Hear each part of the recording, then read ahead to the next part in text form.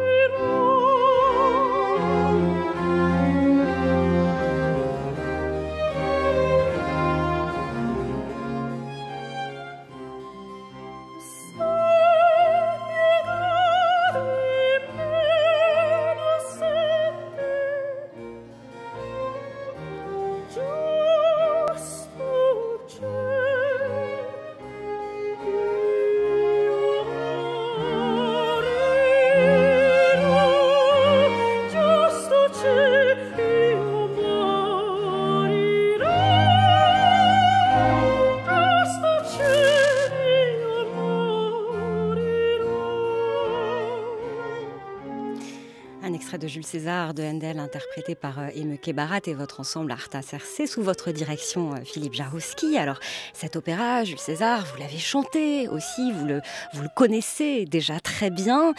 Finalement, vous connaissez déjà tout dans cette affaire. Vous connaissez l'opéra, vous connaissez votre ensemble, vous connaissez les chanteurs, vous aviez déjà travaillé avec le metteur en scène.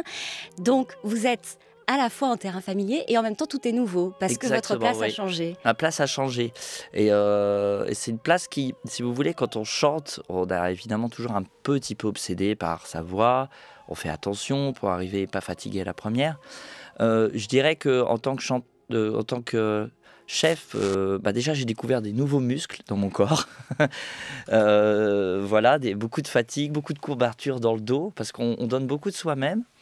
On doit tenir l'ensemble. Il n'y a plus cette peur de ne pas avoir de voix le soir du spectacle, mais finalement on interprète de la première à la dernière note avec les chanteurs, avec l'orchestre. Donc c'est un spectacle avec entracte qui va durer quand même 4 heures. Oui. Donc c'est vraiment, voilà, physiquement, je pense que c'est aussi le défaut du débutant. On veut trop donner et je pense que petit à petit je vais apprendre à exprimer des idées musicales de manière moins forcée, moins violente. Mais c'est vrai que pour l'instant, c'est un choc physique déjà. Mais alors, c'est étonnant que vous disiez ça parce que justement, je voulais vous poser une question sur l'aspect physique, sur ce que ça vous fait dans votre corps, en fait, de diriger. Parce que dans ce livre que je citais, Seul contre la musique, vous parlez beaucoup de cet aspect-là, d'à quel point c'est important pour vous, de comment, par exemple, avec le violon, c'est ce qui n'allait pas, ou en tout cas, ce qui n'allait pas suffisamment bien pour vous. Et comment, au contraire, quand vous avez commencé à chanter, vous parlez d'une bouffée d'oxygène, d'une jubilation physique, c'est-à-dire qu'il y avait quelque chose, votre corps, quelque part, vous disait c'est ça. Et donc là, justement, qu'est-ce qui vous dit, votre corps ? Alors, il y a effectivement parfois, alors évidemment, faut avoir beaucoup d'humilité quand on commence un métier, même quand on le continue, je dirais, surtout face à des chefs-d'œuvre comme Jules César, qui sont vraiment un chef-d'œuvre absolu de Handel. Il y a des maladresses parfois. Et c'est vrai que ça m'arrive là ces derniers jours de m'excuser parce que j'ai pas donné bien un départ à l'orchestre. Je sens aussi beaucoup de bienveillance autour de moi et ça c'est très agréable. J'ai des musiciens formidables qui m'accompagnent depuis 15-20 ans pour certains et qui sont très heureux d'être là pour moi, pour mes débuts en tant que chef d'orchestre à l'opéra. Et donc, je sens cette énergie. Et puis, là, il y a un cadeau qui est très différent.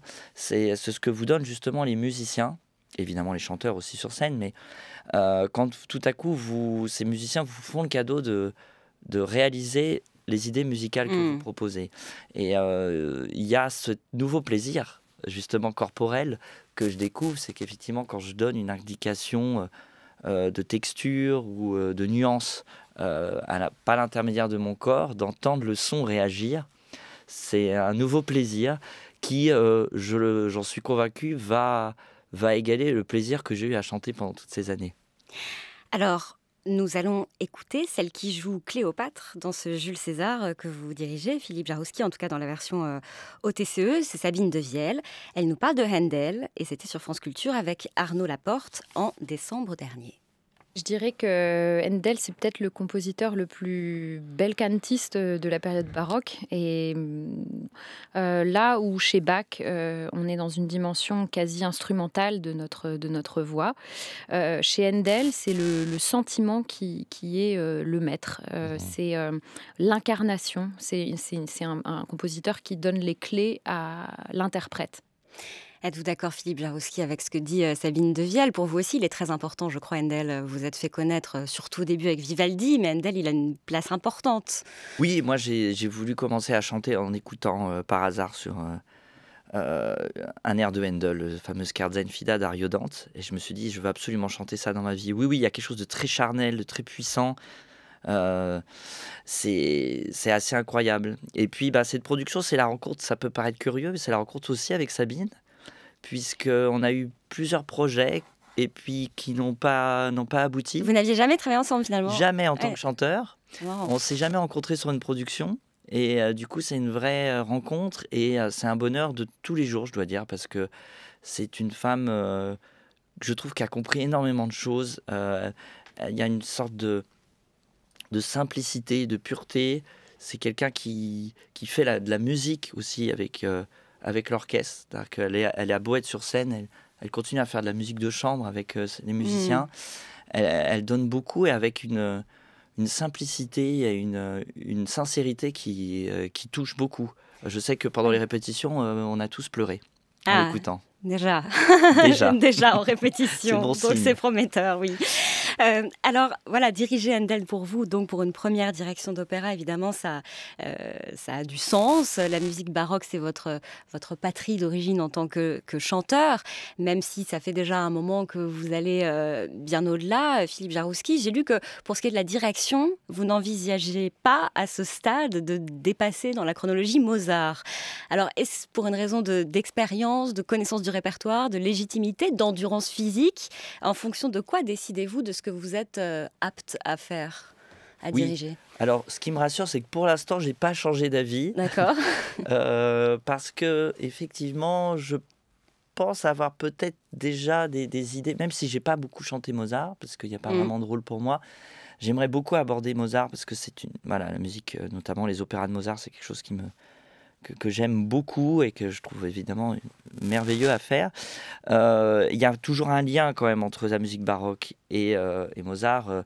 Mithridate, voilà, on est dans la fin de la période, on est dans le pré-classique, on n'est pas encore dans le classique. Et c'est vrai qu'il y a aussi cette dimension physique. Peut-être contrairement à ma collègue chanteuse Nathalie Stutzmann, qui maintenant, on le sait, dirige l'Orchestre symphonique d'Atlanta notamment, et qui a cette grande carrière et qui dirige des grandes symphonies de Mahler. Je ne suis pas sûr d'en avoir les capacités. Je sais que c'est un énorme travail de mémorisation aussi. Voilà, pour l'instant, je me fixe déjà ce rêve-là, Mozart, et peut-être combler cette frustration de ne pas l'avoir chanté sur scène en l'interprétant en tant que chef d'orchestre. Il y a la direction, il y a l'enseignement aussi pour vous qui compte beaucoup, Philippe Jaroussky. En 2017, vous avez fondé avec toute une équipe autour de vous l'Académie Jaroussky à la scène musicale à Boulogne, près de Paris. Académie qui propose donc à la fois un programme d'initiation à la musique, chant, mais aussi violon, piano, violoncelle pour des enfants de 7 à 12 ans. Ils sont 25 par an, je crois, à vous rejoindre. Et une formation d'insertion professionnelle pour de jeunes talents de 18 à 30 ans. J'aimerais que vous nous en parliez aussi, Philippe Jaroussky, car je crois que c'est important pour vous, important aussi pour ce que cela dit de la manière dont vous considérez la musique, l'accès à la musique et ce que ça peut changer dans une vie. Oui, l'idée de base, c'est qu'effectivement, la musique a changé ma vie et c'était pas prévu que je sois musicien. Hein, c'est un professeur au collège en 6e qui a dit à mes parents peut-être que Philippe devrait commencer à étudier la musique. Et puis, c'est vrai que 20 ans plus tard, ça m'est revenu un peu comme un boomerang. Et en faisant beaucoup d'émissions aussi, comme celle-ci, on se pose toujours cette question, est-ce que la musique classique n'est pas un peu trop élitiste? Et petit à petit, l'idée a germé de contribuer justement à la rendre plus facile d'accès de façon concrète et pas juste avec des paroles. Donc l'Académie, on fête nos 5 ans. C'est une aventure humaine extraordinaire. On a beaucoup de satisfaction. On ne s'attendait pas à avoir, par exemple, on garde les enfants en général 3 ans. On ne s'attendait pas à avoir autant d'enfants continuer la musique dans les conservatoires, tout autour. Et puis, on se rend compte aussi qu'au bout de 5 ans, notamment pour la section jeunes talents, pour les plus âgés, c'est devenu vraiment un des programmes incontournables de professionnalisation des musiciens. Et on se rend bien compte que c'était déjà compliqué avant la crise du Covid. Et on sent qu'encore, il y a une précarisation de la professionnalisation des musiciens. On le sent tous, nous, musiciens un petit peu plus âgés, que c'était plus facile à notre époque, entre guillemets, quand on avait 20-25 ans, que maintenant. Oui, parce que le Covid, et puis parce que aussi peut-être un mouvement un peu général de plus en plus de monde et de plus en plus de gens très très bons, quoi, aussi. Oui, il y a eu aussi beaucoup de gens qui se posent la question maintenant de carrière et qui se lancent dans la musique. Et puis, on verra, peut-être c'est un peu trop tôt pour tirer des conclusions hâtives, mais quand même tout ce débat sur ce qui a été essentiel ou non essentiel, moi je suis convaincu que ça a quand même laissé quelques dégâts, je pense, malheureusement. Pour revenir aux petits et pour être un peu concret, justement, comme vous disiez que c'était aussi le but, donc pour le dire concrètement, les cours sont gratuits, c'est ça? Les instruments, ils sont mis à disposition des Oui, oui, enfants? oui. Et on remercie d'ailleurs tous nos mécènes qui nous soutiennent parce que c'est voilà, l'exigence c'était voilà, de tout leur donner de façon gratuite. Ils ont 2 heures de cours par semaine, ça c'est aussi la particularité, ce qui permet aux enfants d'avoir la sensation de progresser Mmh. assez vite dès le début. Et je pense que c'est une des clés de notre formation. Et en même temps, comme vous le disiez, la plupart, finalement, vont au conservatoire ensuite. Quant aux jeunes talents, souvent, ils ont fait le Bien conservatoire sûr. avant. Donc, ça n'est pas non plus quelque chose que vous construisez contre les conservatoires, mais néanmoins, ça veut dire qu'il y avait quand même un manque. Bah, disons qu'on a rencontré tous les conservatoires, le conservatoire supérieur de Paris, les conservatoires de région tout autour. Et j'ai été très content de l'accueil. On a effectivement présenté ce projet, non pas justement comme un projet qui pouvait concurrencer les conservatoires. On n'en a pas cette vocation, mais qui pouvait permettre, comme je dis souvent, d'élargir un peu la base de la pyramide et de pouvoir faire remonter les talents et les faire circuler et découvrir des talents. Il n'y a rien de plus enthousiasmant. On vient de finir nos auditions pour la prochaine promotion, qui sera la promotion de Bussy. Et c'est fascinant de voir rentrer chaque jeune talent qui a travaillé le chant, le violon, le violoncelle et le piano déjà depuis 10, 15 ans et qui se présentent. Et chacun a leur personnalité. Et c'est toujours un moment, notamment les auditions, un moment assez enthousiasmant. L'enseignement, la direction d'orchestre, vous continuez à chanter, bien sûr, Philippe Jarouski, mais vous n'avez aucun problème, me semble-t-il, à parler du temps qui passe. Est-ce que, sans drame aucun, ce que vous faites aussi, tout simplement, c'est préparer la suite de votre vie de musicien, puisque vous êtes avant tout musicien? C'est vrai. Alors, par exemple, je pense toujours aux danseurs qui ont cette réflexion peut-être un peu plus tôt que nous. Certains danseurs deviennent évidemment chorégraphes, par exemple. C'est vrai que vous le disiez tout à l'heure au tout début, c'est un peu le titre d'ailleurs et le sens du titre du livre avec Vincent Agrèche, Seul contre la musique. Moi j'étais musicien avant d'être chanteur et évidemment j'espère continuer à être musicien après ma vie de chanteur. J'ai toujours considéré que la vie de chanteur comme un des passages de ma vie de musicien, oui. Et comme chanteur, on l'a dit, vous venez au départ du baroque, mais vous vous êtes autorisé au fil du temps à explorer d'autres contrées, la musique contemporaine, mais aussi la chanson, la musique populaire. Nous allons écouter un extrait de votre dernier disque enregistré en tant que chanteur, album en duo avec le guitariste classique Thibaut Garcia, Septembre de Barbara.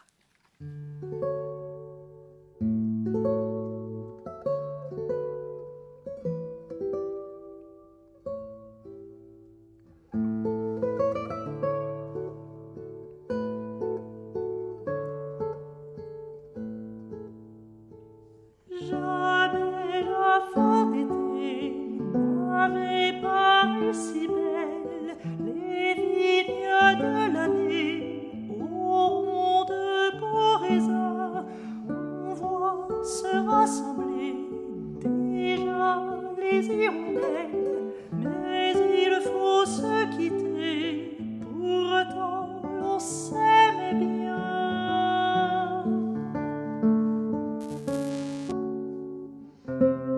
Quel joli temps pour se dire au revoir, quel joli soir pour jouer ses 20 ans, sur la fumée des cigarettes, l'amour s'envole, mon cœur s'arrête. Quel joli temps pour se dire au revoir, quel joli soir pour jouer ses 20 ans. Les fleurs portent déjà les couleurs de septembre et l'on entend de loin s'annoncer les bateaux, d'autant pour un chagrin que ce temps couleur d'ombre, je reste sur le quai, mon amour, à bientôt.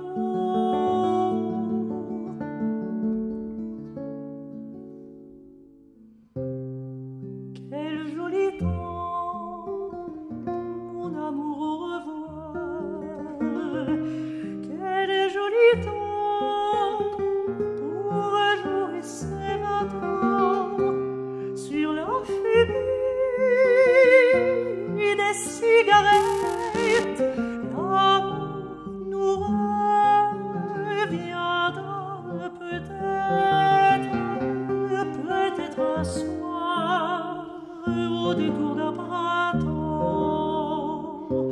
Quel joli temps, le temps de se revoir. Jamais les fleurs de mai n'auront paru si belles, les vignes de l'année auront de beaux raisins. Quand tu me reviendras avec les hirondelles, car tu me reviendras, mon amour, à demain.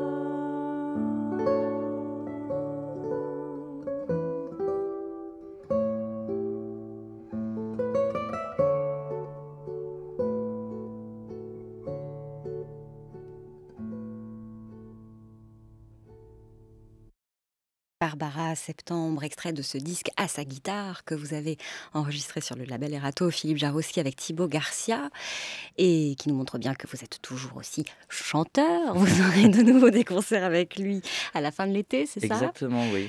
C'est très beau, c'est une mélodie finalement, c'est une mélodie tout simplement. Oui, oui, je voulais absolument interpréter une chanson française dans ce disque, mais j'ai mis beaucoup de temps à la trouver parce que tout ne convient pas à la voix de contre-ténor. Mais je trouvais que celle-ci, d'abord, il y a une petite lueur d'espoir à la fin de cette chanson, hein, que tu me reviendras. Donc, chez Barbara, c'est pas si fréquent. Donc, et puis, j'ai trouvé la mélodie très belle et cette valse comme ça, un peu, qui a l'air de rien, mais qui est d'une profondeur absolue.